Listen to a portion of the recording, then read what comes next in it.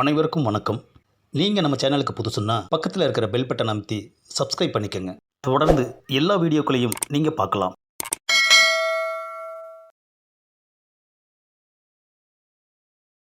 அப்பாடா, ஒரு வழியா பாக்கெட்டில் பணத்தோட கடைக்குள்ளே வந்து உக்காந்தாச்சு.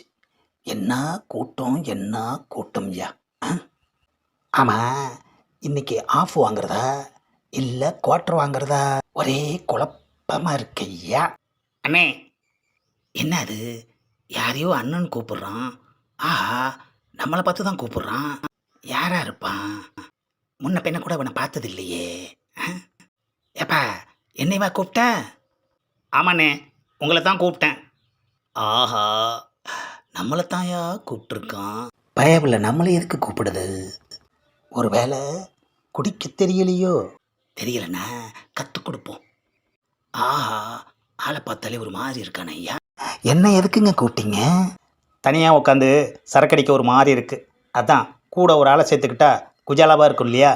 ஏண்டா, அவன் தனியாக நிம்மதியாக தண்ணி அடிக்கலாமேன்னு வந்தா இங்கே உனக்கு துணை கேட்குதா?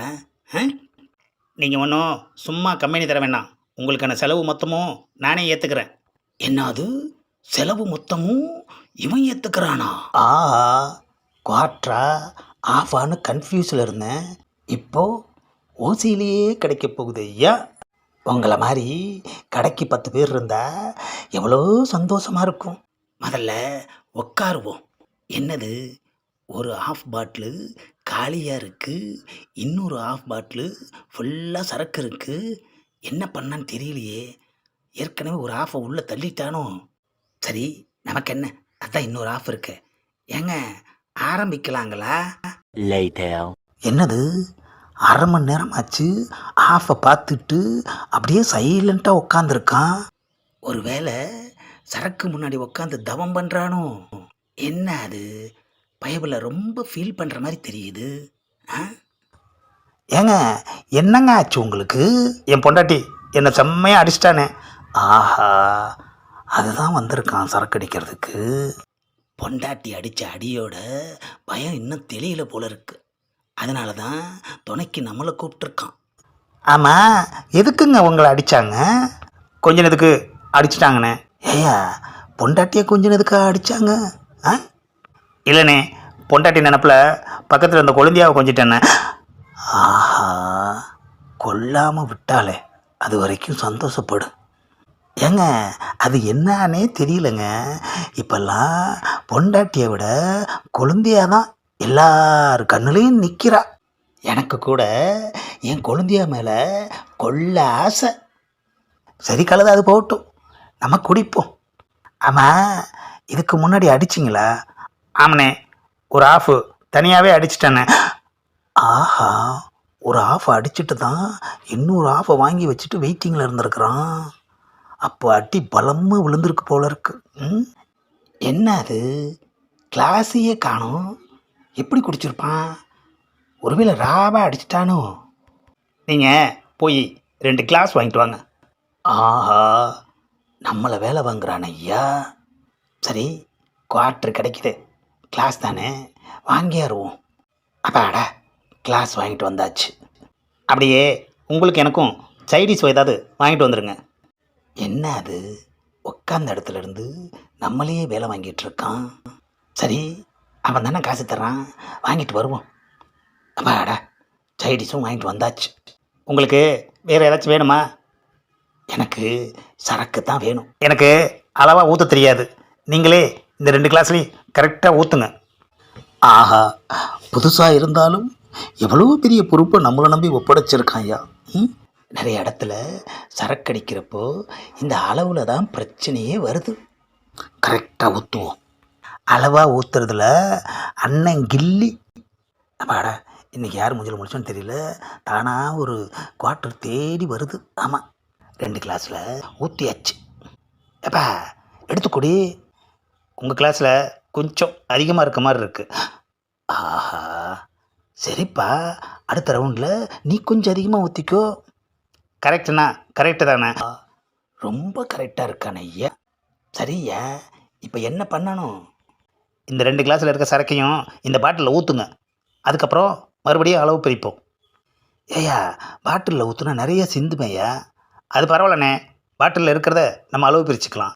ஆஹா, பாட்டிலில் பாதி கீழே பாதி போய்கிட்டே இருக்குது ஐயா. ஒரு கட்டிங் அளவுக்கு வேஸ்ட்டாக போச்சு ஐயா. அண்ணே ஊற்றிட்டீங்கல்ல, இப்போ அளவு பிரிங்கண்ணே. இவன் எந்த ஊர்க்காரனாக இருப்பான்? ஆ? அளவு பிரிச்சுட்டேன், இப்போ எப்படி? அண்ணே எனக்கு கொஞ்சம் ஜாஸ்தியாக இருக்குண்ணே. ஆஹா, அப்போ மறுபடியும் பாட்டிலில் ஊற்றணுன்ற. ஆமாண்ணே. 2-3 சொட்டு அதிகமாக போனதுக்கு யோசிக்கிறான். ஆனால் கீழே இவ்வளோ வேஸ்ட்டாக போகுது, அதை பற்றி யோசிக்கவே மாட்டேங்கிறான் ஐயா. இதுதான் குடிகாரங்க கிட்ட பிடிக்காத ஒரு விஷயம். சரி, மறுபடியும் பாட்டிலில் ஊற்றுவோம். இந்த தடவை எவ்வளோ வேஸ்ட்டாக போக போகுதுன்னு தெரியலையே ஐயா.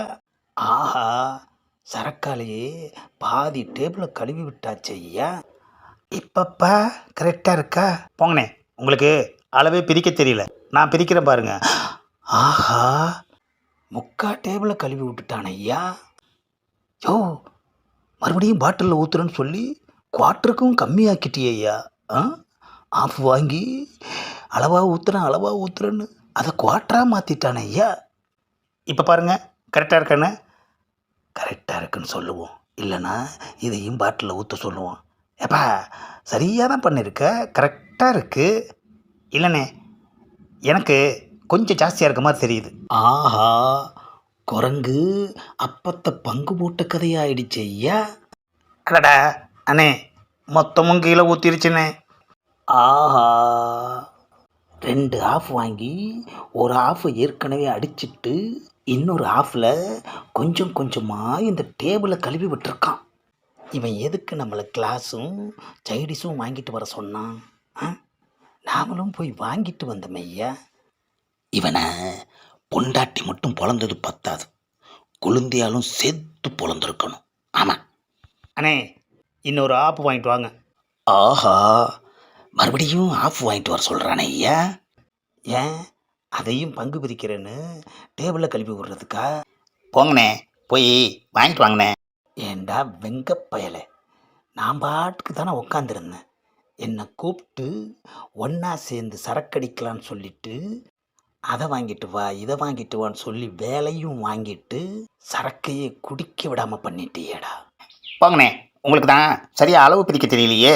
ஆஹா, குடிக்கிறதுக்கு முன்னாடியே அளவில் தான் பிரச்சனை வருதுன்னு சொன்னோம். இப்போ அது நமக்கே வந்துருச்சு ஐயா.